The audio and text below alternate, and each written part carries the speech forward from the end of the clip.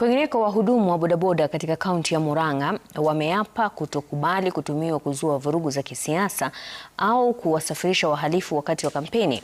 Wakizungumza wakati wa ibada yao ya kila mwaka iliyofanyika katika uwanja wa Ihura, wamesema wataendelea kudumisha amani, kushirikiana na viongozi wao pamoja na asasi za usalama ili kuhakikisha uchaguzi mkuu ujao utafanyika katika mazingira ya utulivu.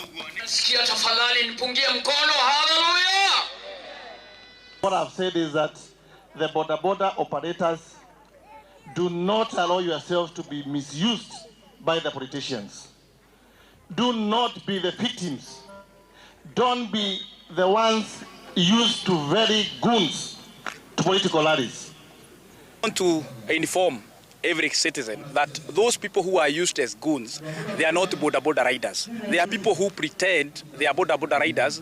Maybe they hire a motorbike, or they hire, they ask you, maybe you ferry them from one place to the other, and then without your knowledge you get their goons. Wanasemanga ati ni boda zinafanya hiyo maneno. Hata ukiangalia vizuri, mimi yangu iko na number plate. Yeye mwingine mwenye anaruzua rabsha haina number plate, so hauwezi identify.